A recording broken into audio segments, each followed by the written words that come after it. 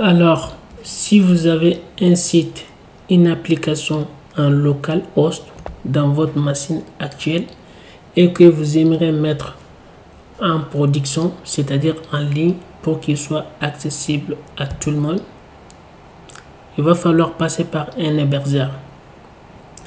Un hébergeur, il fait quoi? Il va mettre à notre disposition une machine virtuelle qu'on va transformer ça en un serveur. Du coup, cette machine virtuelle sera notre serveur. Du coup, on va mettre notre application sur ces serveurs et du coup, tout le monde pourra accéder 24 heures sur 24 et 7 jours sur 7 à notre site à partir de ces serveurs. Et si je dois vous donner un exemple ici, par exemple comme hébergeur, on a par exemple Heroku qui n'a pas besoin beaucoup de configuration. On a par exemple aussi ce qu'on appelle Python Anywhere pour les applications codées en Python, que ce soit avec Django ou avec Flask.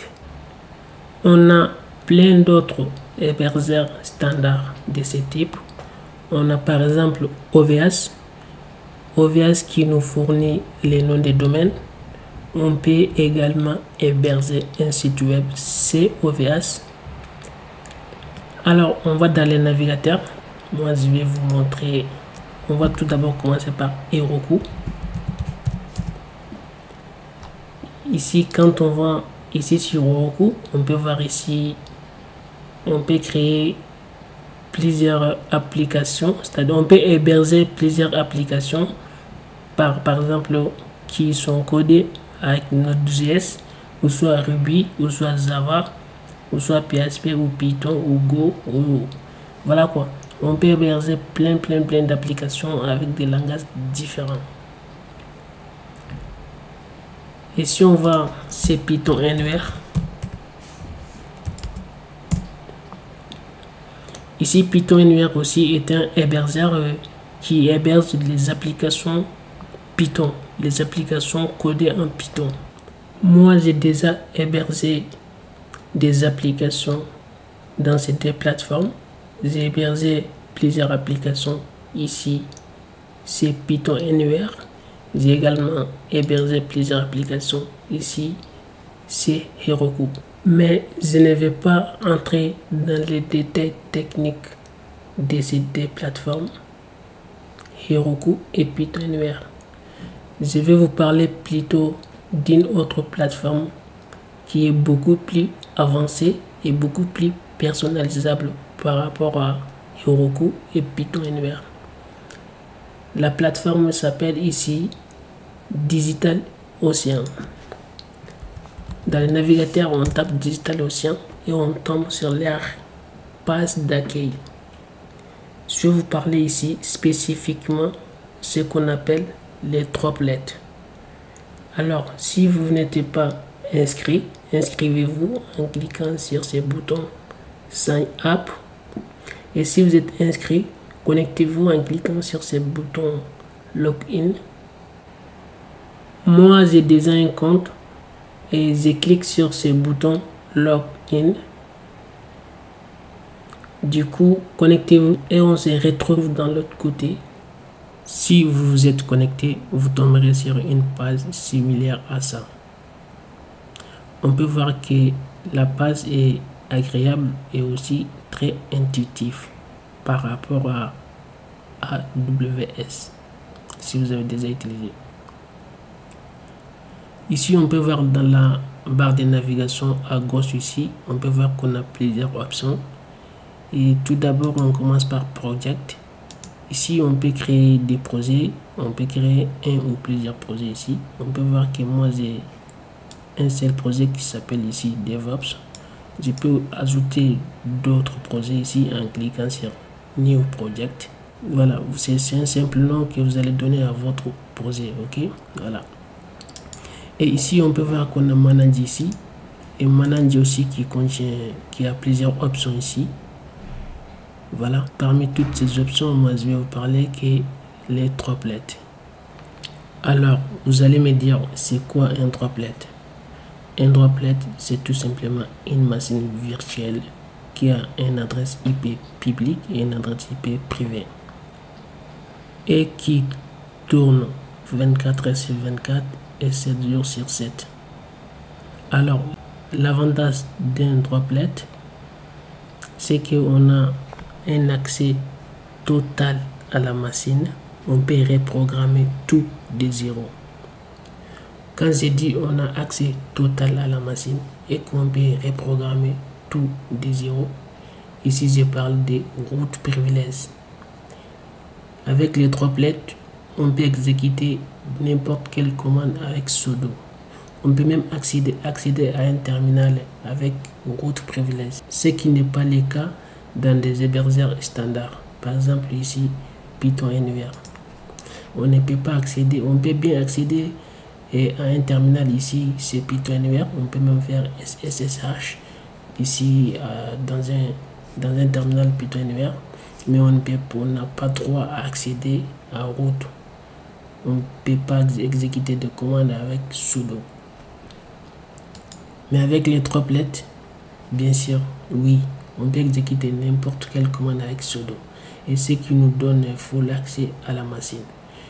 Mais ce qui veut dire aussi que c'est à nous de reprogrammer tout.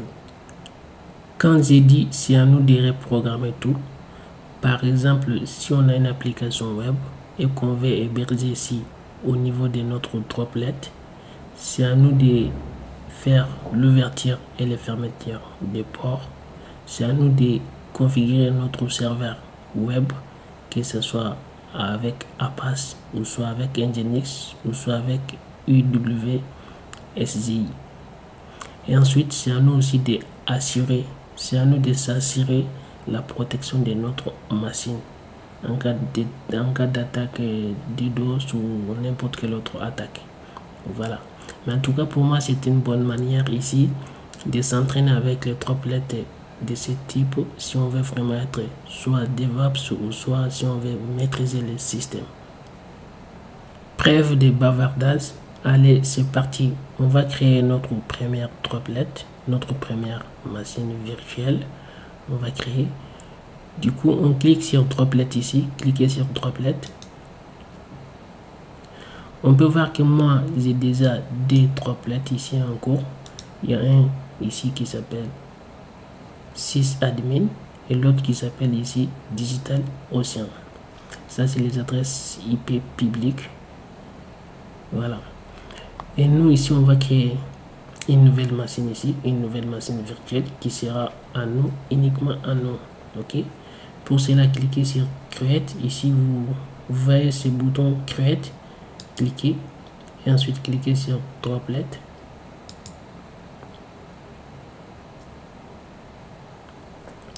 Voilà, on peut voir Create Droplet.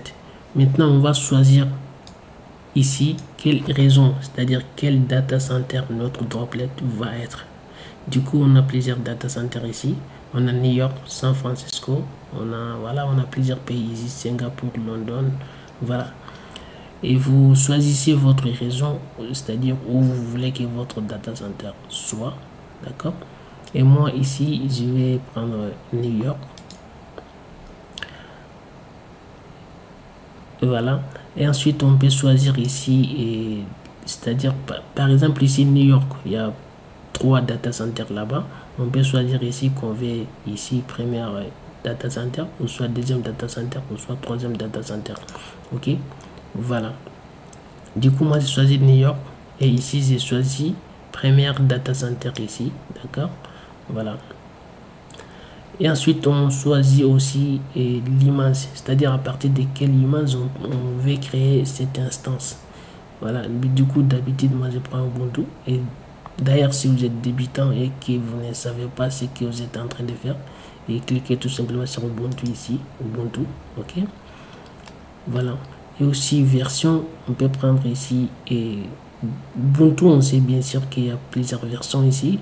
Et ici, on peut prendre par exemple la version 22.10 et sur 64. Voilà. On peut cliquer sur la version. On a plusieurs versions ici. On a 22 ici. On a 22.4 ici. LTS. On a 20.04 LTS aussi. Voilà. Mais du coup, moi, je vais prendre celui-là. La version LTS là, ouais. 22.04 LTS x 64. Prenez ça. Voilà, c'est la version stable. Ensuite, on va sélectionner les types des machines qu'on veut utiliser. Ouais, c'est-à-dire la puissance, CPU. Mais du coup, nous, on veut pas une machine de guerre. On veut tout simplement, on veut une simple machine. Du coup, on reste sur basique. Ici, basique. Vous cliquez sur basique ici.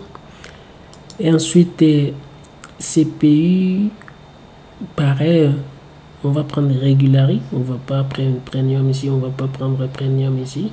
AMD, c'est plus puissant, mais on ne veut pas utiliser. On va prendre tout simplement tout ce qui est basique ici, d'accord. On prend, vous cliquez sur Regularity ici. Et ensuite, vous pouvez choisir ici votre forfait. Voilà.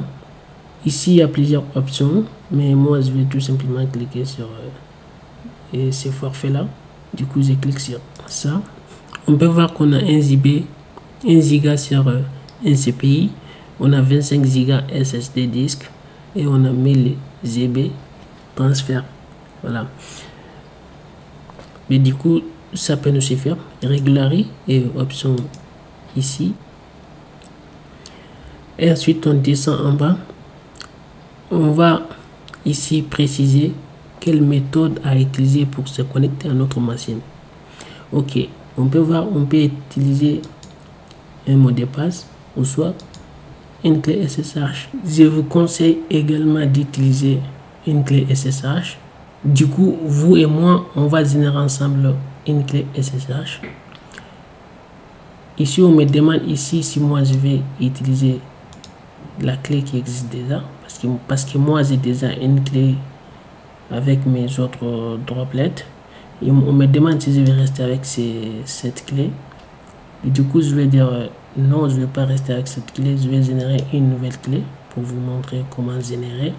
Et aussi comment mettre ici votre clé publique au niveau de vos droplets. On clique ici New SSH Key. New SSH Key. Et ensuite, on va dans notre terminal pour générer une clé SSH. Rendez-vous dans le terminal. Ouvrez votre terminal. Pour générer une clé SSH, tapez SSH-keygen. Ensuite, vous faites -T et précisez l'algorithme à utiliser. Dans mon cas, je vais utiliser Edge 255-19. Ensuite, vous faites -C majuscule. Vous faites -C majuscule. Ensuite, vous donnez ici votre commentaire. Par exemple, vous pouvez mettre votre email. Ici, vous pouvez mettre ici pdev@gmail.com. Voilà. Ou soit mettre tout simplement un commentaire, quoi. Voilà. La clé pour ma nouvelle machine.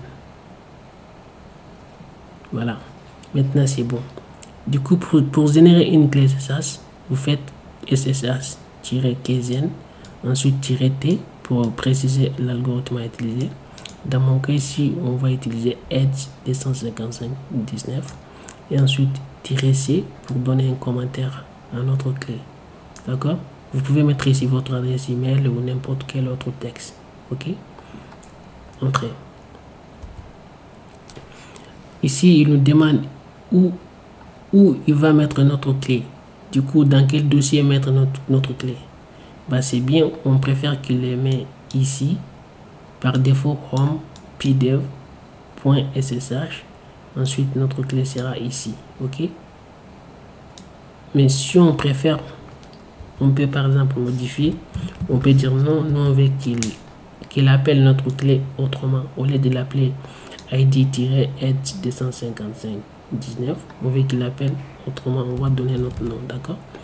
Du coup, je vais dire home et slash pdev .ssh slash, cette fois-ci je vais dire Daisy. J'appelle j'appelle ma clé SSH DZ, ok, pour dire Digital Ocean. Entrée. Ensuite, il me demande aussi si on veut un mot de passe provisoire.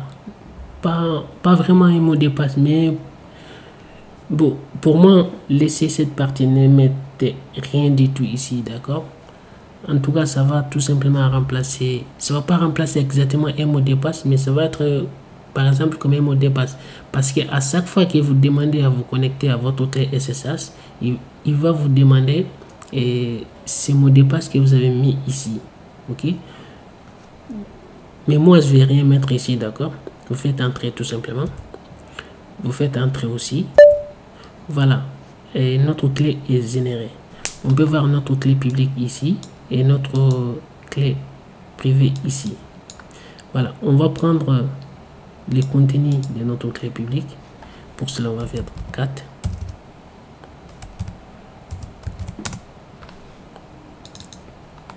Voilà, 4. On prend notre clé publique ici, les contenus de notre clé publique. On fait entrer. Du coup, on copie tout ça.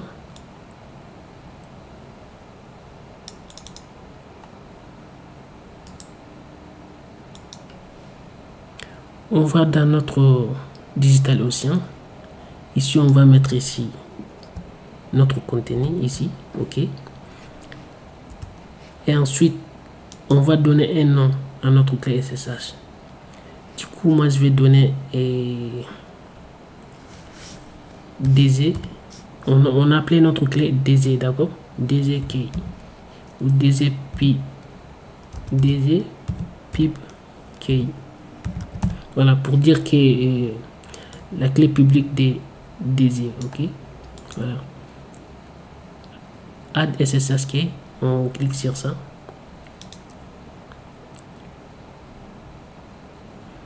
Bah bingo, on est bien. Du coup, ici, il nous demande d'utiliser les deux clés. Non, moi, je ne vais pas utiliser les deux clés. Je vais tout simplement utiliser. Je vais pas utiliser ça. Voilà, je vais tout simplement utiliser DZ-pip-key, la clé qu'on a générée tout à l'heure. Voilà, pour cette machine, je vais utiliser uniquement la clé qu'on a générée tout à l'heure ici. Ok, voilà. Et ensuite, on va tout en bas encore. On donne ici un nom à notre droplet. D'accord? On peut effacer ça. On peut, par exemple, donner les noms qu'on veut. Moi, je vais l'appeler ici gig. D'accord? Vous pouvez donner les noms que vous voulez, ok? Et ici, moi, j'ai donné ici gig comme nom. On peut également donner ici un tag, mais c'est pas obligatoire.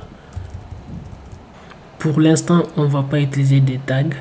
Si vous avez, par exemple, des centaines de machines, vous aurez besoin d'utiliser des tags pour repérer facilement vos machines, ok?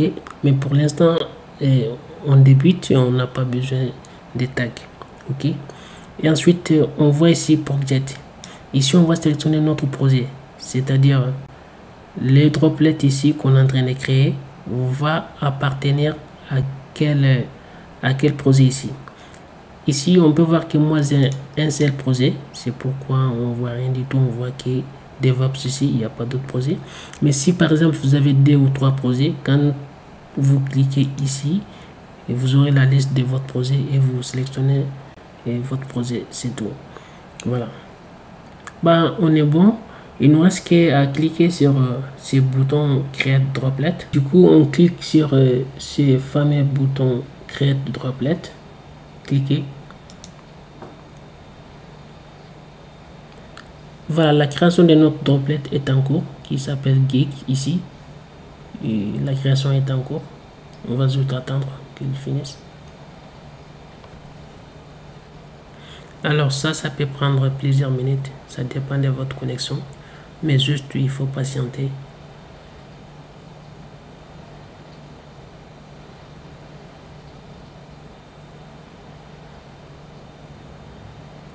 Ok, maintenant notre droplet a vu les jours. Maintenant, on possède notre propre machine virtuelle qui est uniquement à nous, qui appartient à nous. Voilà. Voici son adresse IP publique qui peut être accessible à tout le monde si on a configuré comme il faut. Alors maintenant on clique sur notre droplet ici.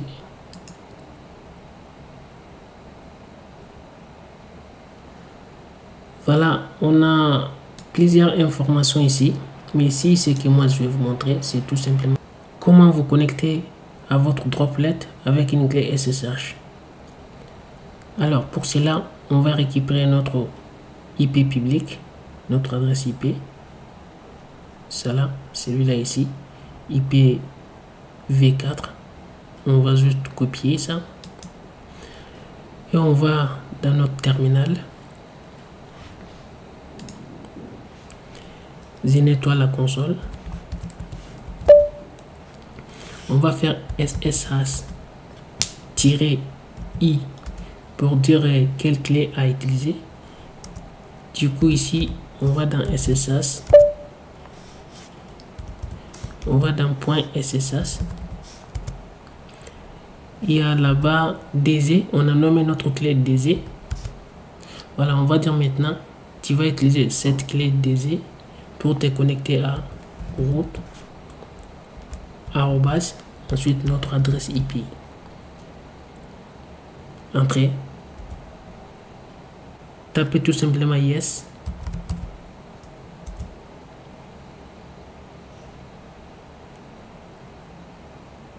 Bingo. Maintenant, on est dans notre nouvelle machine qu'on a appelée Gig. Voilà, ici on est exactement dans notre droplet ici, le terminal de notre droplet. Alors, la première chose à faire si vous avez une nouvelle machine, c'est tout d'abord faire la mise à jour. Ok, pour cela on va dire apt update. Pardon, apt update.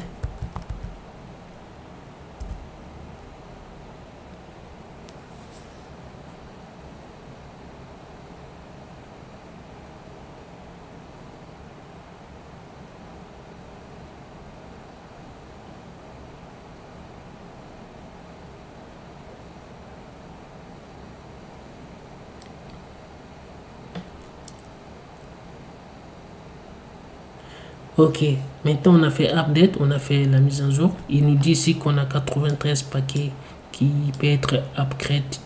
Du coup, on va tout simplement les faire, bien sûr, pour la sécurité. On va faire apt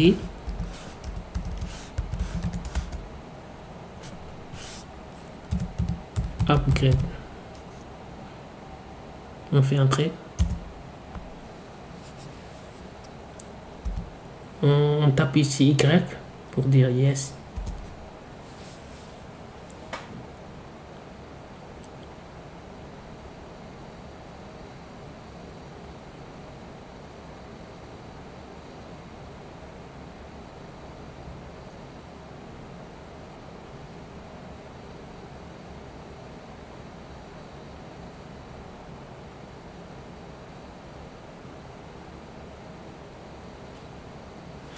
Alors, et cela aussi peut prendre beaucoup de temps, ça dépend aussi de votre connexion.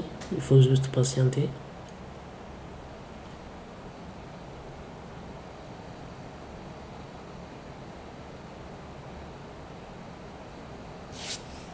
Entrée, laissez tout par défaut, ok.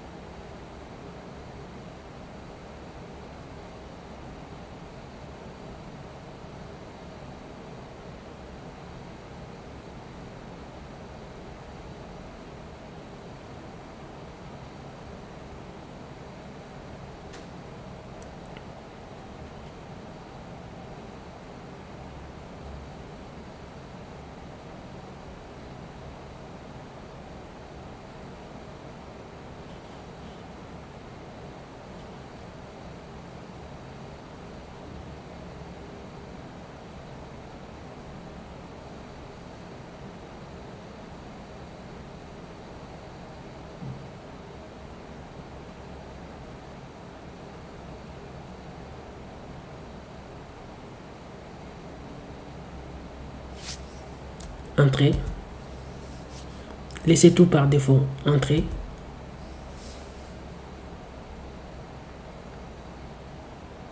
Voilà, on est bien. On a notre nouvelle machine et aussi on a mis à jour notre machine. Tout est bon. Maintenant, je vais vous montrer une dernière chose pour terminer cette vidéo. Quand on va dans notre droplet ici, on peut voir notre adresse publique ici, on peut la copier. Comme j'ai dit, tout le monde peut accéder à partir de cette adresse IP. Quand on copie ça et on colle dans le navigateur, voilà, pour l'instant il n'y a rien du tout parce qu'on n'a rien configuré. On peut voir accès, on peut voir ici et adresse IP refused to connect. Ok, 17 can't be reached. Ok, je ne sais pas si c'est bien prononcé, mais en tout cas rien n'est encore configuré, du coup c'est pourquoi il a refusé la connexion.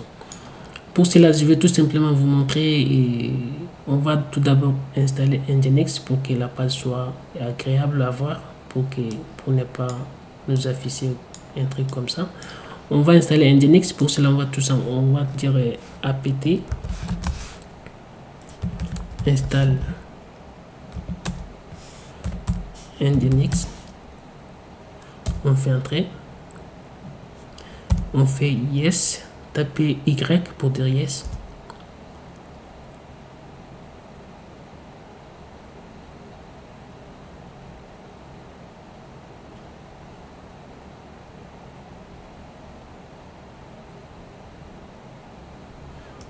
Ok, entrée, entrée. Voilà, Nginx est installé. Et si par exemple on fait système ctl statut nginx.service,